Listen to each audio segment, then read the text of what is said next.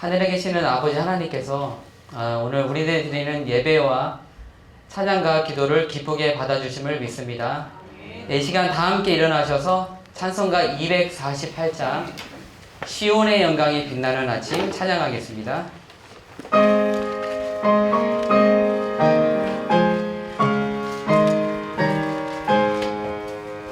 시온의 영광이 빛나는 아침 어둡던 이 땅이 밝아오네. 슬픔과 애통이 기쁨이 되니 시온의 영광이 비춰오네. 시온의 영광이 빛나는 아침 매였던 종들이 돌아오네.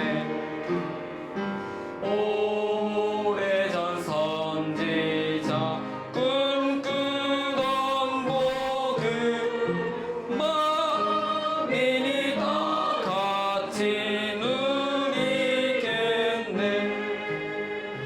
보아라 광야에 화초가 피고 말랐던 시냇물 흘러오네.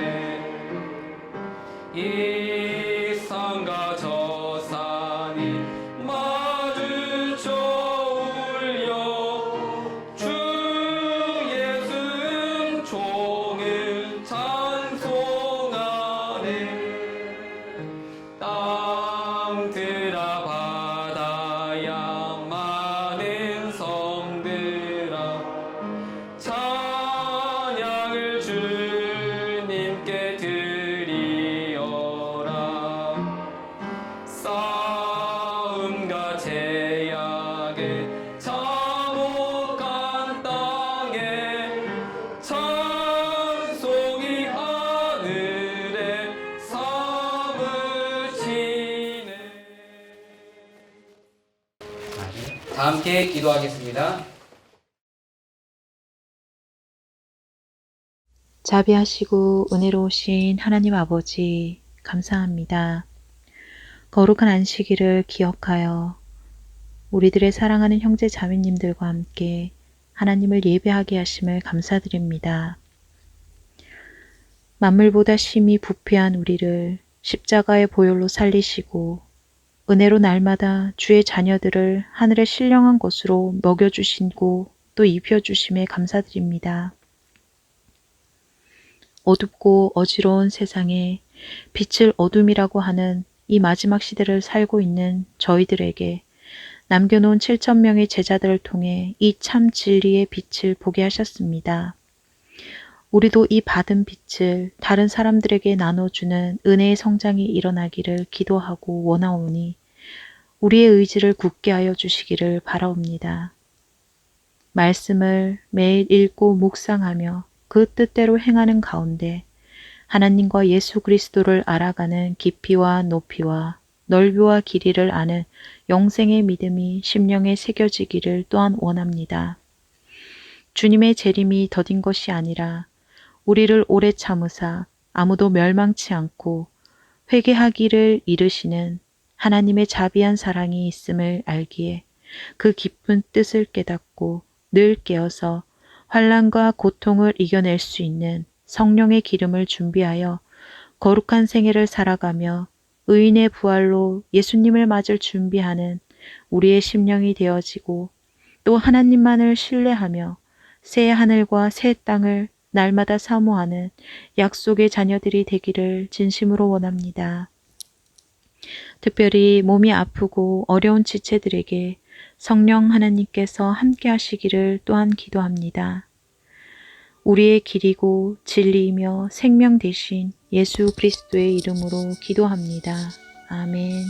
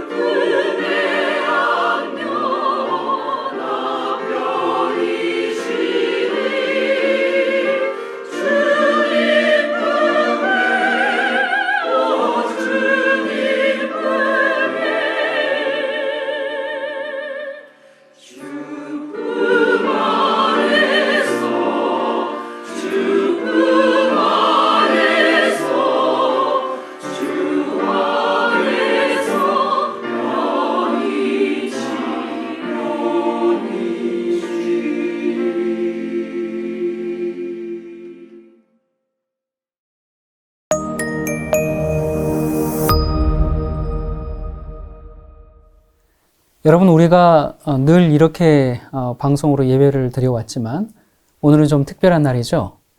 지금까지는 이제 각 교회에서 모여가지고 방송으로 예배를 드렸었는데 이제 오늘과 또 다음 주 2주간 우리가 각자 집에서 예배를 드리게 되었습니다. 사실 이번에만 이렇게 드리면 될지 아니면 앞으로 얼마나 더 교회를 가지 못하게 될지 알 수 없는 그런 위기의 시간에 우리는 서 있습니다.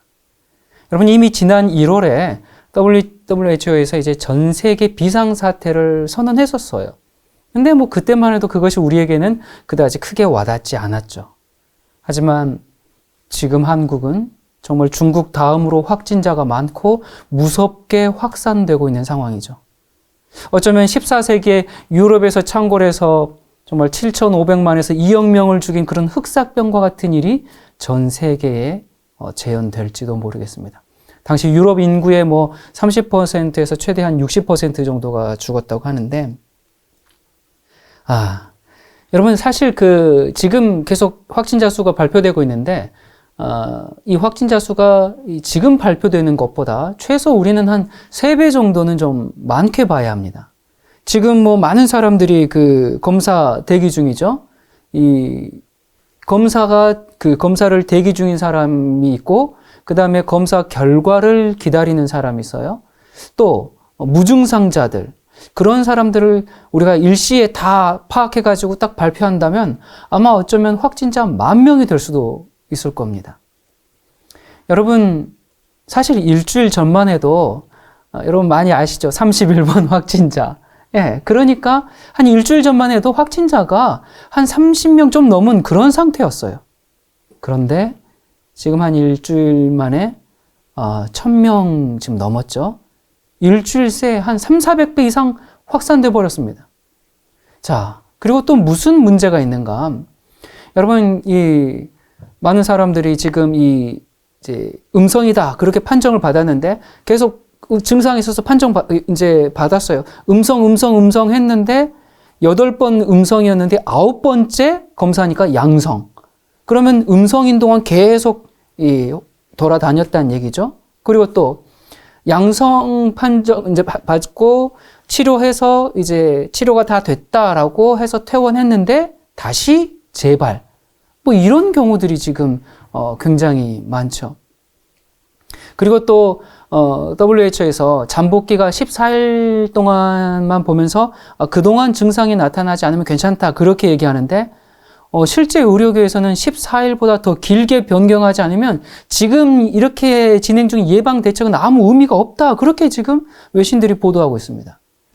여러분 이미 중국에서 먼저 이렇게 이 일이 발생했잖아요. 근데 중국 상황에서 보다시피 한 20대 여성이 가족 모두를 5명 정도를 다 감염시켰는데 20일 정도의 잠복기가 있었습니다. 그동안 아무 증상이 나타나지 않았던 거예요. 그래서 수많은 사람을 감염시켰습니다. 또 어떤 사람은 27일 동안 아무 증상이 없다가 나타난 겁니다. 자, 그래서 14일만 격리하면 괜찮습니다 라고 하는데 괜찮을 수가 없습니다. 14일 동안 격리하고 나왔는데 그 사람이 슈퍼 전파자가 될 수가 있죠. 지금 외국에서는 중국이 아니라 전부 지금 이제 한국을 주목하고 있는데요. 왜 그러냐면 이 언론과 정보를 이제 통제하고 있는 그런 중국보다는 이 한국 사람들이 빠르잖아요. 빠르니까 제대로 된 조사, 발표, 통계 이런 것들이 아주 신뢰할 만하다 보니까 외국에선 전부 한국을 연구하는 게 더 정확한 통계를 얻고 대응할 수 있기 때문에 전부 한국에 지금 집중하고 있습니다. 이 한국의 이 토지 규모, 인구 밀도 이런 게 우한 상황과 비슷하거든요. 우한도 한 1100만 정도의 인구라고 하는데 자, 그래서 이제 이 외신에서는 한국을 제2의 우한이다라고 우리나라 국가 자체를 그렇게 지금 설정해 놓은 상태입니다. 이미 여러 나라에서 지금 한국인 입국을 거부하고 있죠. 제가 다음 주에 오사카에서 세미나가 있었는데 이제 예정돼 있었는데 취소했습니다. 제가 사실 이제 며칠 전에 우리 일본 스태프들하고 의논해서 상황이 이러니까 취소해야 되겠다라고 해서 이제 취소했는데 바로 이제 엊그제 뉴스가 나왔죠. 아베 총리가 대구 경북 출신들은 거기 있다 온 사람들은 입국을 금지하겠다라고 했지 않습니까? 지금 제가 경북에 있거든요. 경북 사람이다 보니까 제가 가고 싶어도 이제 못 가게 된 상황이죠. 그래서 이제 3월 우리 이제 세미나는 취소를 했는데 5월에는 이 도쿄와 또 샌프란시스코에서 세미나가 있는데 그때도 이게 지금 입국 거부로 세미나가 취소될지 어떻게 될지 모르겠어요. 여러분이 지금 이 상황이 어떤 형태로 발전할까요? 특별히 한국. 그건 이 먼저 시작한 중국을 보면 우리가 좀 짐작할 수가 있습니다. 여러분, 이 우한에서는 그 격리된 집에서 이 사람들이 정말 공포와 싸우다 보니까 이 아파트에서 뛰어내려서 자살하는 사태가 지금 아주 자주 벌어지고 있습니다.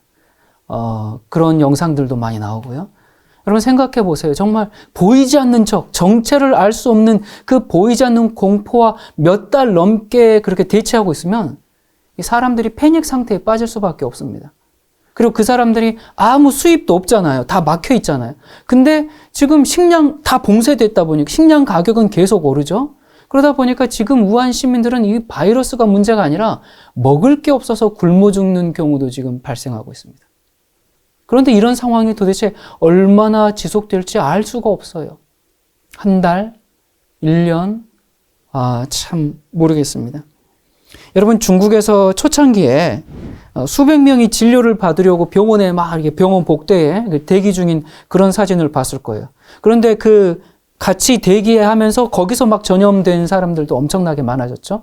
아무튼 그래서 이 사람들이 병원에 가봤지만 병상이 부족해서 다 집으로 돌아갔단 말이에요. 그래서 중국 정부가 어떻게 했습니까? 열흘 만에 그냥 뚝딱 해가지고 1000개 병상인가 있는 그 병원을 그렇게 만들었죠. 그리고 대학 기숙사들을 다 병실로 개조했고 또 체육관에 수천 개의 병상을 쫙 깔아놓으면서 그렇게 환자를 수용했어요. 근데 그렇게 해도 감당이 안 되기 때문에 나머지 사람들은 어떻게 해요? 다 집안에 있거든요. 이 길거리에 군대들이 깔려가지고 집에서 사람들을 못 나오게 막고 있거든요. 그래서 그냥 집안에서 죽어가는 사람들이 지금 굉장히 이제 많은데, 이 집안에서 죽어가는 사람들은 통계에 포함되지도 않습니다. 그렇기 때문에 사실 이 중국 상황이 이게 도대체 얼마의 확진자와 사망자가 있는지 알 수가 없죠. 자, 그런데 이게 중국만의 얘기로 끝날까요? 만약에 한국도 지금 이런 식으로, 여러분 지금 일주일 새에 300~400배입니다. 이렇게 환자가 늘어나면 어떻게 될까요, 한국이? 중국이랑 똑같은 상황이 발생하겠죠. 경증 환자는 집에 있어라. 집에서 격리하고 중증 환자들을 병원에서 치료하게 될 텐데, 그러면 그 중증 환자들 몇 명이나 격리 병상에서 치료할 수 있을까요? 여러분 사실 제가 생각해 보니까 어쩌면 지금 확진을 받고 그래서 병원 가서 치료받을 수 있는 사람들은 행운입니다. 지금은 정말 지금 걸린 게 오히려 나을 수가 있어요. 나중엔 병원도 가지 못하고 그냥 집에서 죽어가는 일이 발생할지도 모릅니다. 언제부터 이런 일이 발생할까? 이 대한민국 같은 선진국에서 그런 일이 생길 수 있을까? 그런 일이 생길 수가 있습니다. 여러분, 이 현재와 같은 속도가 계속된다면 아마 1, 2주 내에 우리는 지금보다 더 큰 엄청난 재앙을 만나게 될 겁니다. 경증일 때는 집에 있다가 이제 내가 집에서 중증으로 이게 이제 가겠죠? 그러면 이제 중증 상태에서 병원에서 받아줘가지고 가면 치료도 어렵고 이미 폐 등의 장기는 손상된 상태이기 때문에 평생 장애를 가지고 살 수 있다고도 그래요. 자, 그리고 집에 여러분 혼자 다 사십니까? 가족들에게는 전혀 안 되겠어요? 그래서 이 대한민국이 참 이 의료보험이 잘 되어 있고 의료 시스템이 잘 되어 있지만 이 전염병의 확산 속도를 따라가지 못할 겁니다. 여러분, 이건 음모론이 아니고요. 현재 상황을 보면 누구나 예측할 수 있는 것이죠. 이미 지금 중국에서 벌어지고 있는 일 아닙니까? 이 감염된 의료진만 3,000명 이상이에요. 그 의료진들이 다 아시죠? 하루 종일 방호복 입고 막 그러고 있는 의료진인데. 자, 중국은 우한 시내에 군대를 투입해서 집에서 못 나오게 하고 철저하게 통제하는데도 지금 끝없이 환자와 사망자가 지금 나오고 있거든요. 이 자유민주주의 국가인 한국에서는 중국처럼 통제 못하죠. 중국처럼 봉쇄 못하죠. 잠깐 그 정치권에서 봉쇄라는 단어 하나 나왔다가 대구를 봉쇄한다는 것이냐 그러면서 난리가 났지 않습니까? 우리는 그런 걸 못해요. 그렇기 때문에 전염 속도가 중국보다 훨씬 더 빠를 수가 있습니다. 자, 그런데 여러분, 이 코로나 바이러스만의 문제가 아니죠. 지금 이 바이러스를 이어서 줄줄이 무슨 문제가 지금 뒤따르고 있습니까? 지금 세계 최대의 생산국인 이 중국 경제가 마비되면서 전 세계 경제가 지금 타격을 입고 있죠. 공산품, 생필품, 식재료 전부 오르고 있고요. 이 증시는 지금 팬데믹 공포에 완전히 계속 급락하고 있어요. 그런데 엎친 데 덮친 격으로 지금 인도를 시작으로, 인도 그쪽인가요? 수천억 마리의 메뚜기 떼가 지금 한 4천억 마리라 그래요? 셀 수도 없어요. 그 메뚜기 떼가 지금 중국 쪽으로 더 오고 있죠. 현재 지금 파키스탄 같은 그런 중동 국가에서는 이 바이러스가 문제가 아니고 이 지금 메뚜기 떼가 더 큰 재앙이고 더 심각한 재앙으로 지금 그들이 지금 문제를 삼고 있어요. 근데 더 큰 문제는 뭐냐? 이 메뚜기가 날씨가 더워질수록 번식력이 더 강해지는데 이 지금 메뚜기 떼가 2월에 발생했는데 따뜻해지면서 얼마나 더 이 4천억 마리가 지금 얼마나 더 확산할지 지금 모릅니다. 여러분, 한국은 대부분의 식자재를 수입하고 있는데 이 수입 경로가 바이러스 때문에 막힌다면 약 한 달 뒤에는 우한처럼 식자재 가격이 10배, 20배 그렇게 상승할 수도 있겠죠. 그리고 이 바이러스 사태가 마무리된다 하더라도 메뚜기로 인해서 식료품 가격이 폭등할 수가 있습니다. 여러분, 한국 경제 어떻게 될까요? 지금 안 그래도 어려운 이 산업계에 칼바람이 불고 있죠. 대기업도 예외는 아니죠. 뭐 삼성, 현대 이런 전국의 여러 공장들이 이제 거기서 확진자가 나와가지고 공장들 폐쇄했어요. 항공업계 지금 비상이죠. 지금 뭐 여행을 안 가서도 여행사들도 뭐 진작에 바닥을 쳤지만 지금 외국에서 한국인 입국 금지이기 때문에 뭐 우리 비행기도 못 띄우고 그 나라 비행기도 오지도 않고. 자, 그리고 직장인들 뭐 공무원들은 좀 나을지 몰라도 이 자영업자들, 소상공인들 여러분, 지금 이들의 피해는 정말 말할 것도 없죠. 자, 국내만 지금 이렇다면은 다행이라고 해야 될지 모르겠는데 이미 전 세계에서 코리아 포비아 현상이 나타나고 있죠. 그러니까 전 세계에서 한국 사람 보면요, 걸어다니는 바이러스 취급을 하기 때문에 또 한국 공장들, 공장이 무슨 죄가 있어요? 근데 바이러스 묻은 것처럼 멀리한단 말이에요. 국가 이미지 추락.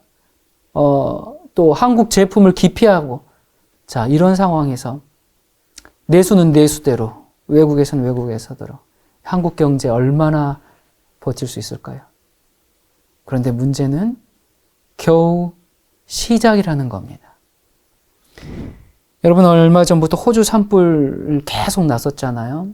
또 지구온난화로 인한 기후 문제들, 이건 뭐 한두 나라에 국한된 문제가 아니죠. 그리고 지금과 같은 이 전염병이 창궐하고 또 메뚜기 떼로 인한 기근들이 전 세계적으로 확산하고 그러다 보면 자연스럽게 따라오는 전 세계적인 경제 파탄, 그리고 여기에다가 만약에 일본 지진은 피해 갈까요? 올해 일본 지진 정말 무사히 넘어갈까요? 자, 이러한 꼬리를 무는 이런 시국에 여러분, 올해 5월부터 바티칸에서는 무슨 일이 있어요? 5월과 6월에 교황이 전 세계 지도자들을 초대한 행사가 줄줄이 있습니다. 아니, 어쩌면 타이밍이 이렇게 좋을 수가 있을까요? 이게 우연일까요?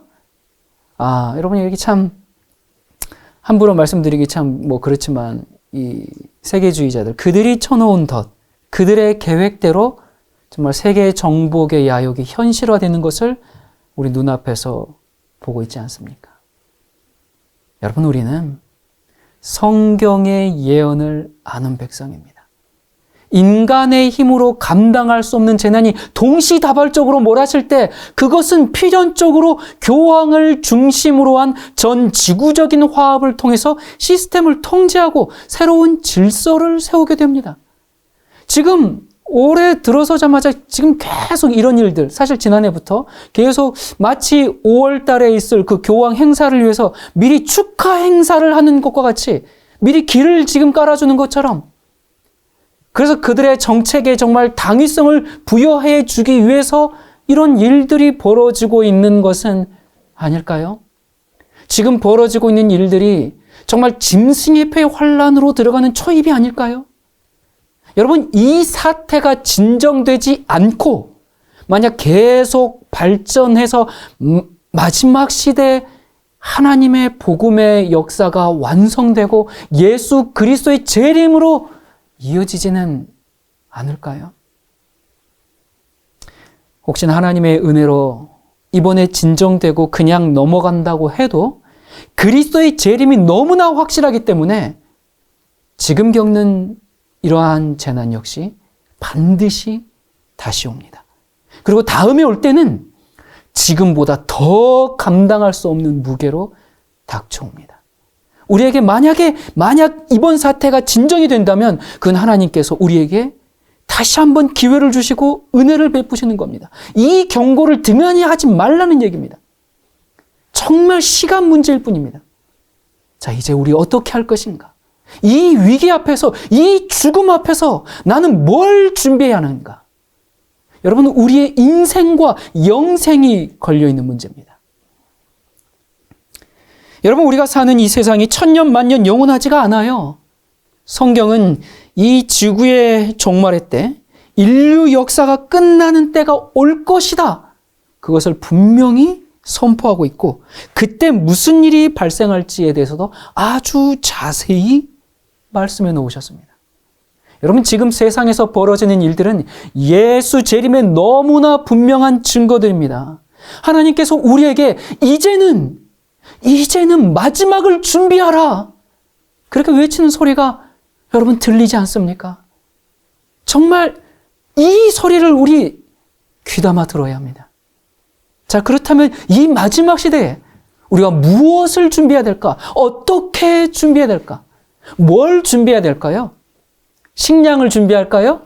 집안에 쌀도 막 잔뜩 사놓고 라면 제가 엊그저께 대형 마트를 잠깐 갔는데 가니까 이렇게 사람들이 카트에 라면 상자와 김 막 이런 것들 잔뜩 싣고 가시더라고요. 그렇게 자, 우리도 그런 거 준비해 놓을까요? 잔뜩 한 방 하나 그냥 가득 채워 놓을까요? 아니면 좀 마스크를 준비할까요? 우리는 뭘 준비해야 될까요?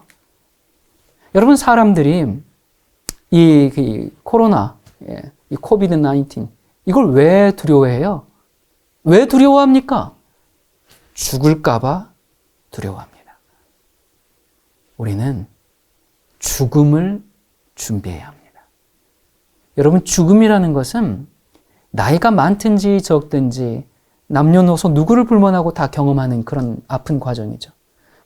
안타깝고 정말 말로 표현할 수 없는 그런 답답함과 슬픔을 경험하기도 하고, 또는 오랜 질병 끝에 고통에서 해방되는 쉼이기도 합니다.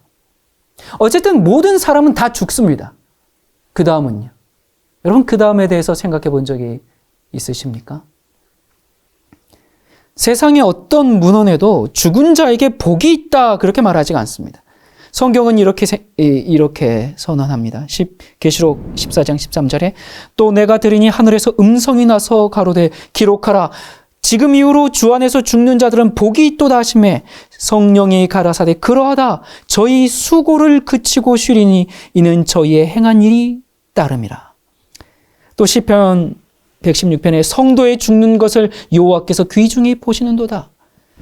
여러분, 성경은 지금 성도의 죽음을 복된 죽음이다 그렇게 말합니다. 성도들의 죽음은 주께서 보시기에 값진 것이라고 말합니다. 왜 그래요? 왜 그러냐면 예수께서 이 땅에 계실 때 장례식에 한번 참석하신 적이 있습니다. 그때 그 장례식 설교로 이런 말씀을 하셨어요. 예수께서 가라사대 나는 부활이요 생명이니 나를 믿는 자는 죽어도 살겠고 무릇 살아서 나를 믿는 자는 영원히 죽지 아니하리니 이것을 내가 믿느냐. 여러분, 죽음은 두려운 겁니다. 무서운 겁니다. 죽음은 나 혼자 맞이하는 것이고 함께 갈 수 없기 때문에 그렇습니다. 그러나 아무리 무섭고 두렵더라도 준비해야 합니다. 그래야 복된 죽음을 맞이할 수 있습니다. 오히려 죽음 이후가 더욱 복됩니다. 예수님은 부활이요 생명이시기 때문에 예수님을 믿는 자는 죽어도 다시 삽니다. 죽음은 끝이 아니라 새로운 시작입니다. 자, 그러한 죽음의 준비는 언제 할까요? 죽고 나서 할까요?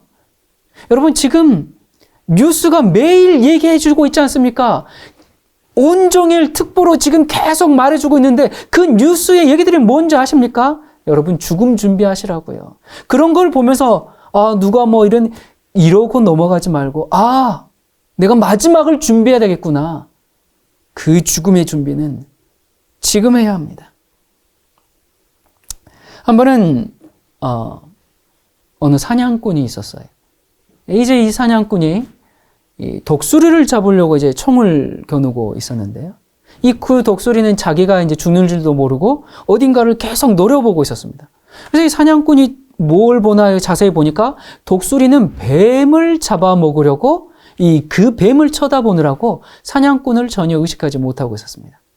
자, 그런데 뱀도 마찬가지로 어딘가를 계속 응시하고 있었는데 그것은 개구리를 잡아먹으려고 도무지 독수리를 인식하지 못하고 있었습니다.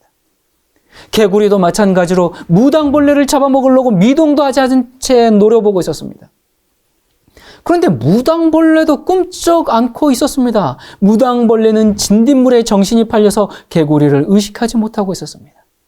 사냥꾼은 이러한 먹이 사슬을 보다가 슬그머니 총을 내려놓고 갑자기 자기 뒤를 쳐다보았습니다. 혹 누군가가 자기를 그렇게 잡아먹으려는 것은 아닌가? 사냥꾼은 볼 수 없었지만 그를 뚫어지라 쳐다보는 적 아닌 적이 있었는데 그것은 바로 죽음이라는 모래시계입니다. 여러분은 뒤를 쳐다본 적 있으십니까? 지금 죽음의 사자가 나를 삼키려고 준비하고 있습니까? 아니면 자애로우신 하나님이 이젠 내 수고를 그치고 이젠 쉬라 하면서 손을 내밀고 있습니까? 여러분, 죽음이 이를 때 나의 일생의 수고를 마치고 기꺼이 편히 쉴 준비가 되어 있으십니까? 아니면 캄캄함과 두려움 속에서 형언할 수 없는 공포를 느끼고 있으십니까? 여러분, 지금 죽는다면 여러분은 어떤 인생 결산서를 내놓을 수 있습니까? 죽음은 모든 사람에게 차별을 두지 않고 아주 공평하게 임합니다. 그리고 이 죽음은 어김없이 숨김없이 조금도 오차없이 사람의 생명을 앗아갑니다. 이 죽음으로 인해서 사람은 자기가 생전 행했던 그대로 심판을 받습니다. 여러분, 우리는 죽음을 준비해야 합니다.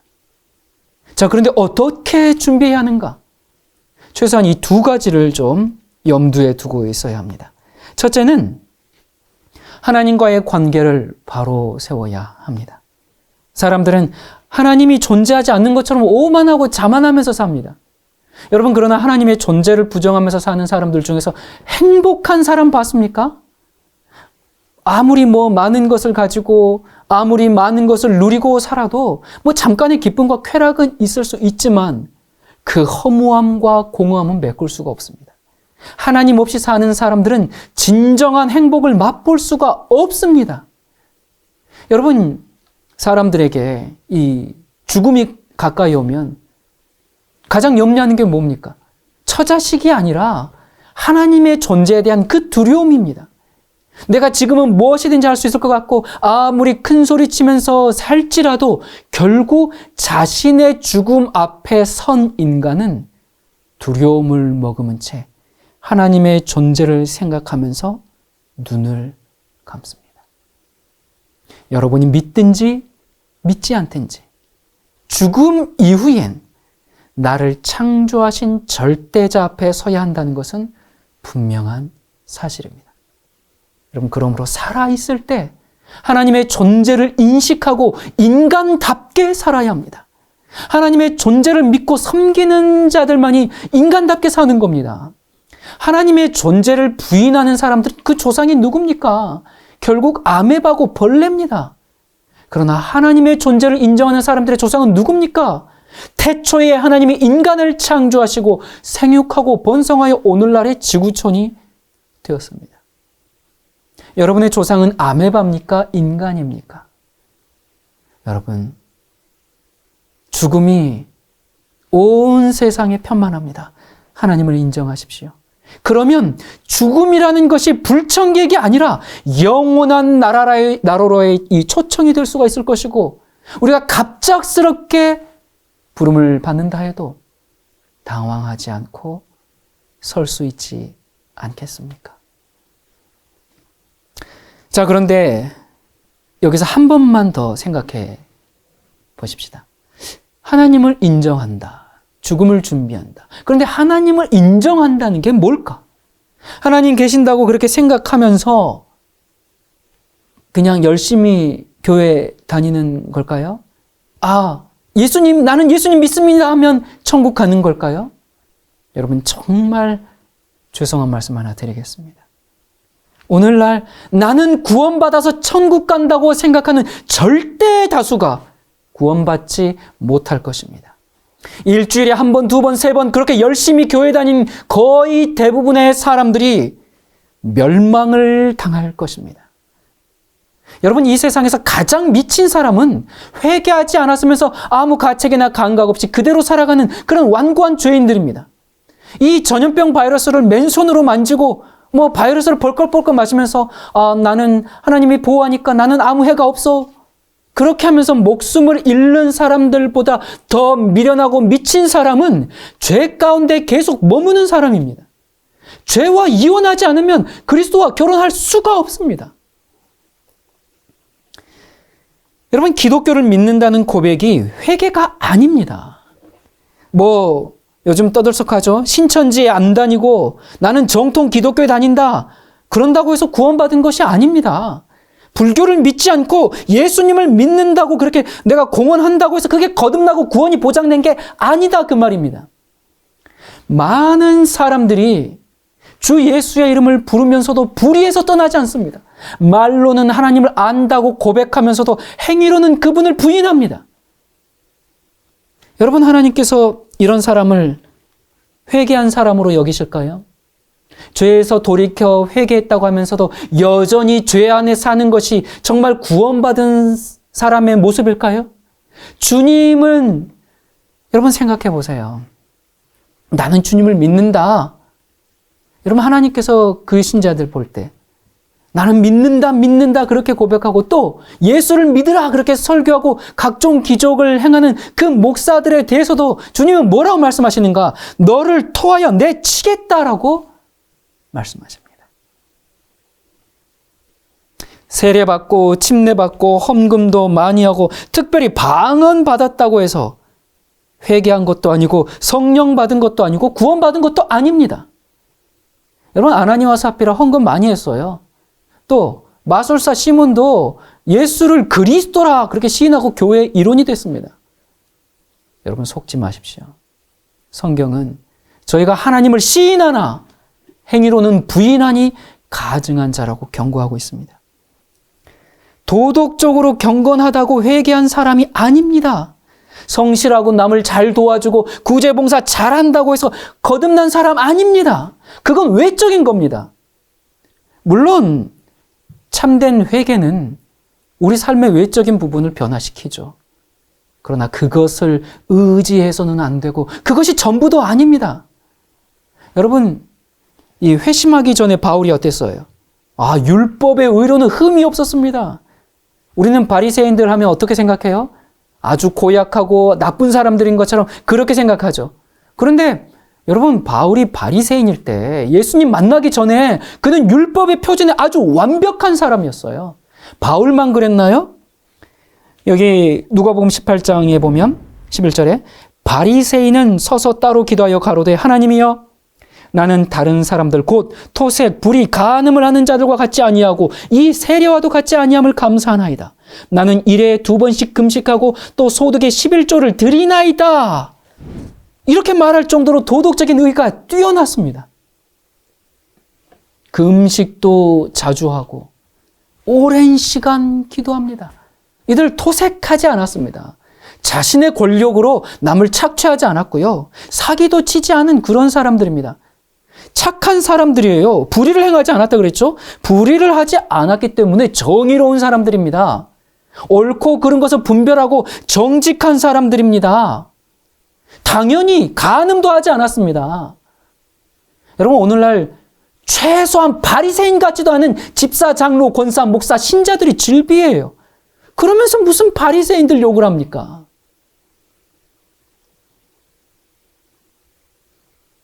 여러분, 우리가 회개하지 않았는데 이런 경건의 모양을 나타내는 일이 가능합니다. 실제로 일어나고 우리는 자주 목격합니다. 돈 많은 사람이 가난한 사람들에게 식사를 제공해주면 사랑이 많은 것이고 돈 없는 사람이 그렇게 못하면 이웃사랑이 없는 건가요? 시간이 많아서 사람들을 잘 도와주는 사람은 이웃사랑이 충만하고 생계에 쪼들려서 나 먹고 살기에도 바쁜 사람은 사랑이 없는 건가요? 여러분, 남을 잘 도와주는 거 그거 좋은 은사예요.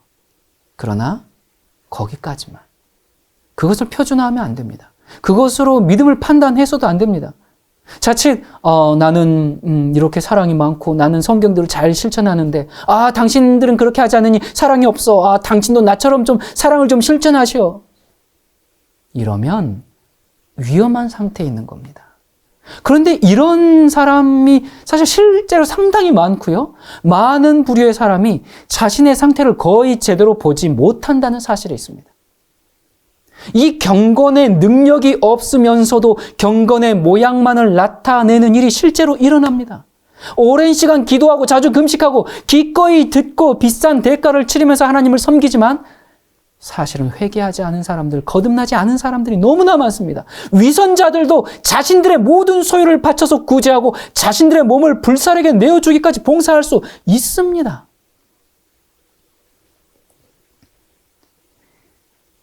참된 예수님의 이 생명이 없는 사람들은 이런 외적인 행위로 자신의 신앙에 높은 점수를 주고 다른 사람의 신앙을 판단하죠. 여러분, 도덕적 올바름과 성경적 올바름은 다릅니다. 오히려 자기가 믿는 그 올바름 때문에 얼마나 많은 문제가 발생합니까? 정치적 올바름도 마찬가지입니다.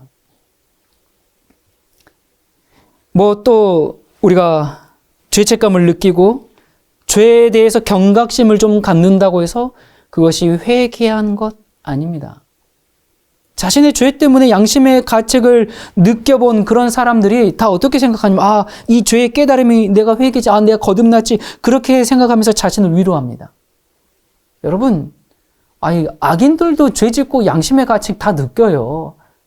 양심의 가책이 회개라면 그거 아벨을 죽인 가인도 회개한 사람이로 그렇게 돼야 될 겁니다.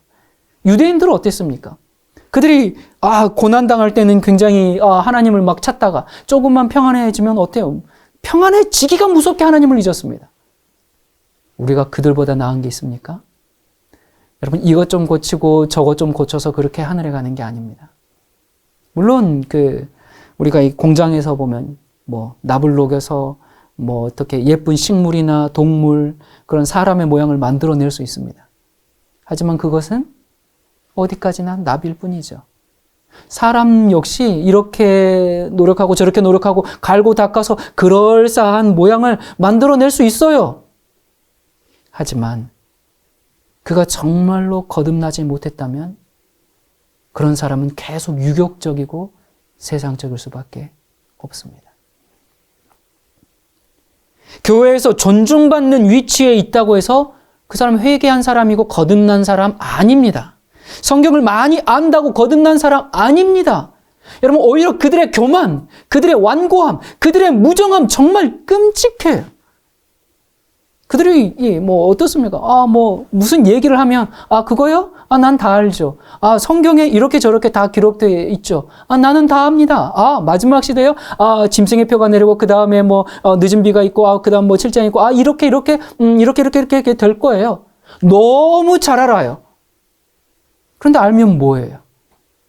그게 여러분을 구원하지 않아요. 정말 그런 사람들 토하여 내치고 싶은 그런 존재들 아닙니까? 참된 복음의 능력을 경험하면서 살아야 합니다.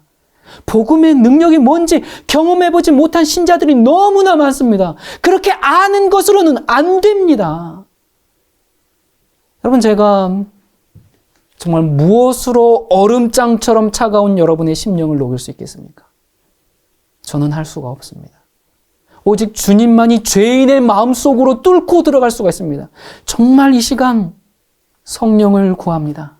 죄인들이시여, 위선자들이여, 착각하고 있는 목사와 신자들이여, 지금 돌이켜야 합니다. 제 말을 들어야 합니다.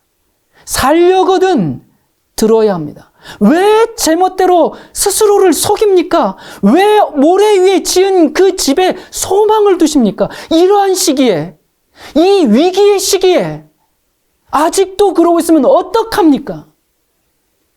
여러분, 저도 일반 교회처럼 여러분 걱정하지 마십시오. 여러분 예수님이 십자가에서 다 용서하셨기 때문에 여러분이 회개 같은 거 안 해도 됩니다. 예수님만 바라보십시오. 그러면 다 구원받습니다. 저도 그렇게 얘기할 수 있습니다. 그건 여러분 전염병 없습니다. 마스크 벗고 마음 놓고 다니시고 확진자하고 악수하고 식사해도 괜찮습니다. 그렇게 말하는 것과 같은 미친 짓입니다. 여러분 그래서야 되겠습니까? 회개는 이것 좀 고치고 저것 좀 고치는 게 아니라 마음과 생활의 철저한 변화입니다. 거듭났다라는 것은 회개한 사람을 두고 하는 말입니다. 회개 없이 거듭날 수가 없습니다. 예수 믿었다고 거듭나는 거 아닙니다. 예수 피, 예수 보혈 믿습니다. 그렇게 말한다고 거듭난 거 아닙니다. 생각과 동기가 변해야 합니다.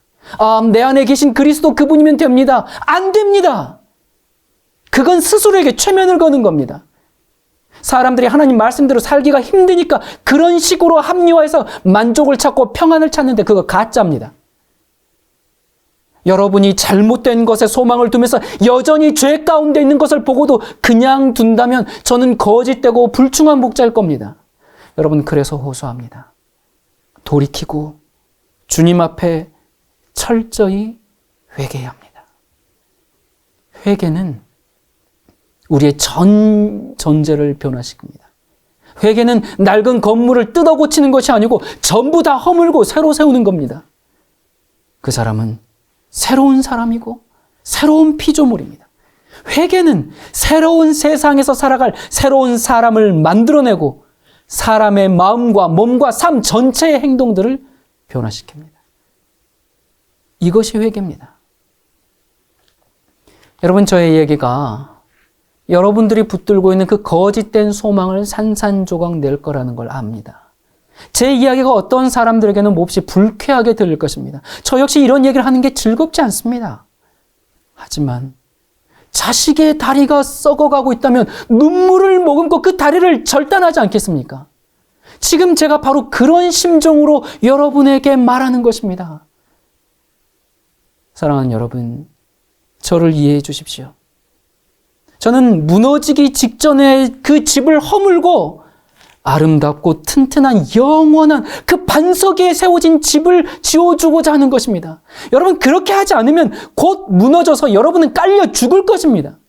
영원한 심판을 받을 때 그때 정신 차려봐야 늦습니다. 지금 듣기 싫더라도 제 얘기를 듣고 하나님 앞에 납작 엎드리는 것이 낫습니다. 내 안에 있는 그리스도 그걸 붙들면서 거짓 평안을 붙들지 말고 자신을 속이는 그 거짓된 소망을 제발 붙들지 마시기 바랍니다. 사람들이 얘기하죠. 걱정하지 말아라. 뭘 그렇게 염려하느냐. 그리스도는 이미 당신 안에 있다. 성경은 문자일 뿐이야. 내 속에서 말씀하시는 그리스도의 음성을 들어라. 우리의 죄가 어떠하든지 십자가의 피만 믿으면 된다. 이런 허탄한 이야기에 제발 귀를 기울이지 마시기 바랍니다. 여러분, 죽음의 사자가 지금 우리 눈앞에 와 있습니다. 이 죽음의 시기에 죽음을 위한 첫 번째 준비는 철저한 회개로 하나님과 바른 관계를 세워야 합니다. 그리고 둘째는 인간과의 관계를 바로 세워야 합니다. 한 번은 30대 유럽을 정복한 알렉산더가 열대병으로 죽어갈 때 그는 자기가 죽으면 그 관에 구멍을 내어서 자신의 양팔을 밖으로 보이게 해달라고 유언했다고 하죠. 여러분, 이 천하를 호령한 자기 그 알렉산더도 죽을 때는 아무것도 가지고 갈 수 없음을 사람들에게 알리고 싶었던 거죠. 여러분의 인생의 최종 목적지가 어디입니까? 내 집 장만입니까?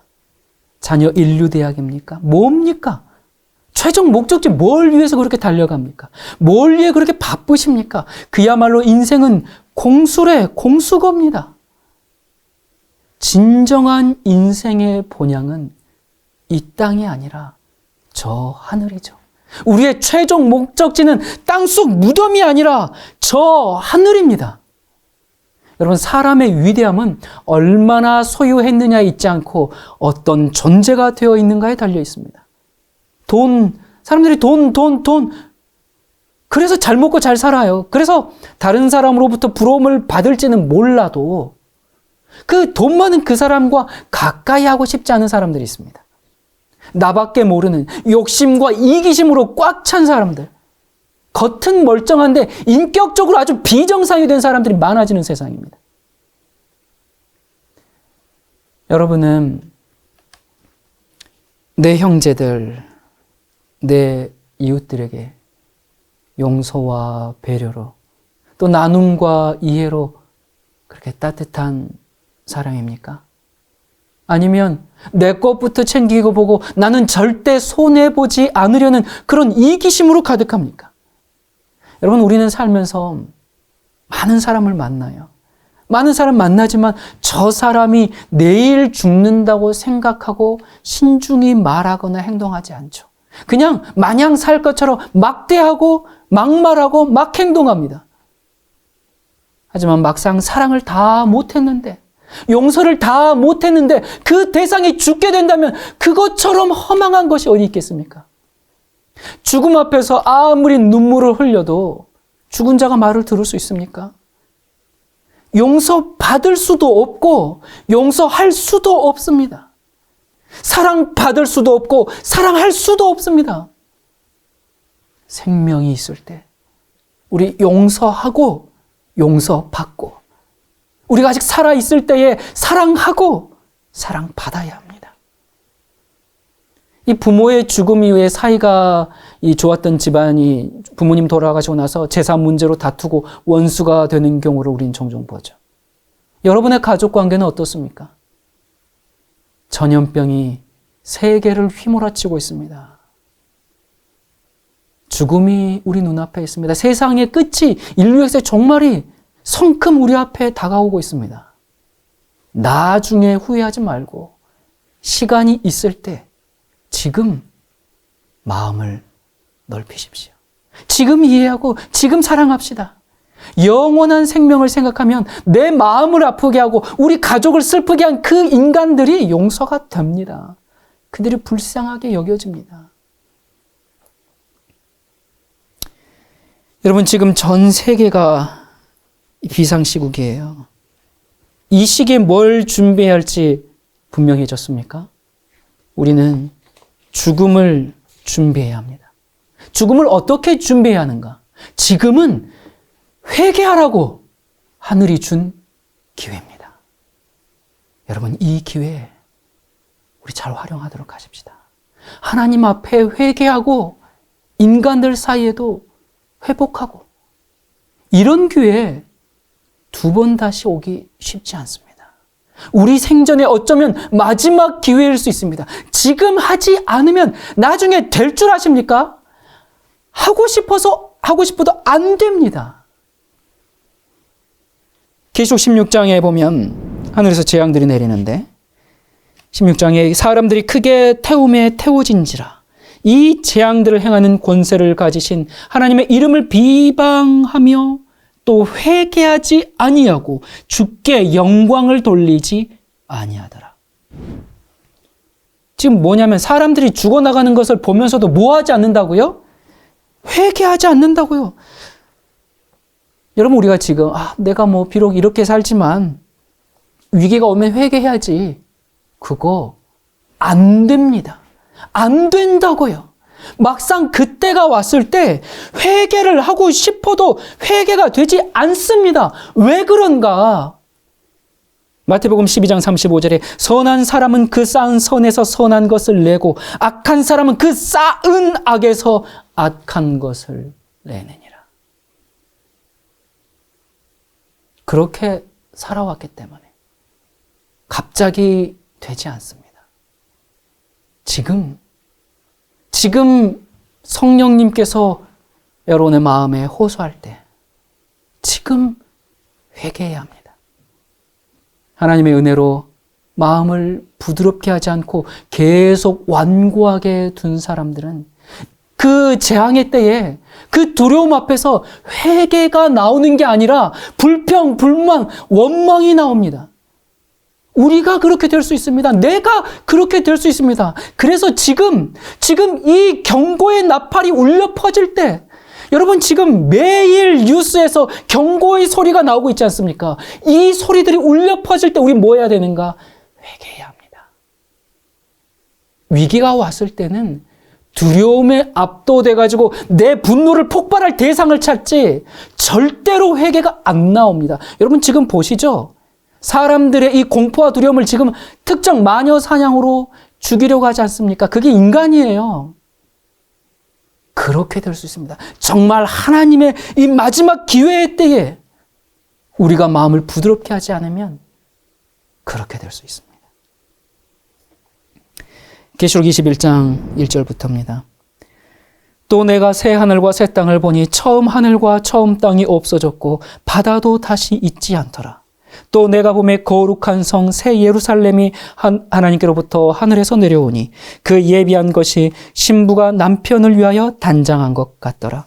내가 들으니 보좌에서 큰 음성이 나서 가로되 보라, 하나님의 장막이 사람들과 함께 있음에 하나님이 저희와 함께 거하시리니 저희는 하나님의 백성이 되고 하나님은 친히 저희와 함께 계셔서 모든 눈물을 그 눈에서 씻기심에 다시 사망이 없고 애통하는 것이나 곡하는 것이나 아픈 것이 다시 있지 아니하리니 처음 것들이 다 지나갔음이로라. 주님이 오시는 그날에 모든 눈물을 씻어 주실 것입니다. 다시는 죽음이 없고 슬픔도 없고 울부짖음도 없고 고통도 아픔도 없을 것입니다. 그 모든 것은 영원히 사라져버렸습니다. 여러분, 죽음 없는 세상을 위해서 지금 죽음을 준비해야 합니다. 여러분, 우리 이제는 너무 그렇게 잘 살려고 애쓰지 맙시다. 너무 잘 살려고 애쓰지 말고 잘 죽기 위해 준비하는 시간들로 만듭시다. 언제 하나님이 나를 부르셔도 두려움 없이 서도록 하나님과의 관계를 새롭게 하고 주변 사람과의 관계를 회복하도록 합시다. 혹시 부모님이 살아계시면 자식된 도리를 다하고 형제 자매들에게 최선을 다하기를 바랍니다. 여러분, 이번에 제가 2주간 이제 우리가 예배를 못 드리게 되면서 어느 성도님과 이렇게 카톡을 하다가 이렇게 보냈어요. 모두 살아남아서 재회하는 날이 속히 오길 기도하겠습니다. 여러분, 살아남아서 재회하는 날이 올 수도 있지만 요즘 같은 시대엔 그렇지 못할 수도 있습니다. 그러니 가족과 또 성도들과 이웃과 주변 사람들에게 사랑을 다 베풀지 못하고 관심을 가져주지 못했습니까? 그렇다면 회개하고 지금 우리 옆에 살아있는 형제 자매들에게 최선을 다합시다. 회개는 예수님 십자가 생각하면서 눈물 콧물 빼는 게 아니라 실제적인 삶의 변화를 가져오는 게 진짜 회개입니다. 고린도후서 6장입니다. 1절. 우리가 하나님과 함께 일하는 자로서 너희를 구원하노니 하나님의 은혜를 헛되이 받지 말라. 가라사대 내가 은혜 베풀 때에 너를 듣고 구원의 날에 너를 도왔다 하셨으니 보라 지금은 은혜 받을 만한 때요 보라 지금은 구원의 날이로다. 보라 지금은 회개할 때요 보라 지금은 사랑할 시간이다. 여러분, 종말의 때가 임박했습니다. 주님 오실 시간이 다 된 것 같습니다. 우리 미루지 말고 지금 죽음을 준비하도록 합시다. 우리 함께 하늘 백성으로 준비되도록 합시다. 자비로우신 하나님께서 우리들을 긍휼히 여기시고 우리의 허물을 용서하시고 예수님의 보혈로 우리를 깨끗하게 해주시기를 정말 간절히 원합니다. 기도하겠습니다. 우리를 늘 돌봐주시는 사랑의 하나님 아버지, 온 세상에 혼란과 슬픔의 파도가 넘쳐나고 있습니다. 악한 자는 호시탐탐 우리의 신앙을 전복시키고 우리의 생명을 앗아가기 위해서 우리 주변을 어슬렁거리고 있습니다. 이러한 때에 주님께서 우리에게 맡겨주신 일을 다 하고 주님의 영광을 우리가 드러내었는지요. 그래서 우리의 생명이 지금 끝나더라도 참된 안식과 평안을 누릴 수 있는 준비가 우리가 되었는지요. 오 주님, 오늘 아버지 하나님의 간절한 사랑의 호소를 들었습니다. 참된 회개를 통해서 하나님과의 관계를 바로 세우고 영생을 위해 준비할 수 있도록 우리를 이끌어 주시옵소서. 아버지, 세상이 어두운 것처럼 하나님의 교회가 어둡습니다. 속임당한 영혼들을 불쌍히 여기시어 가던 길을 박차고 일어설 수 있는 용기를 이 시간 그들에게 주옵소서. 우리를 너무나 사랑하여 다시 오시겠다고 약속하신 예수 그리스도 이름으로 간절히 기도드립니다. 아멘.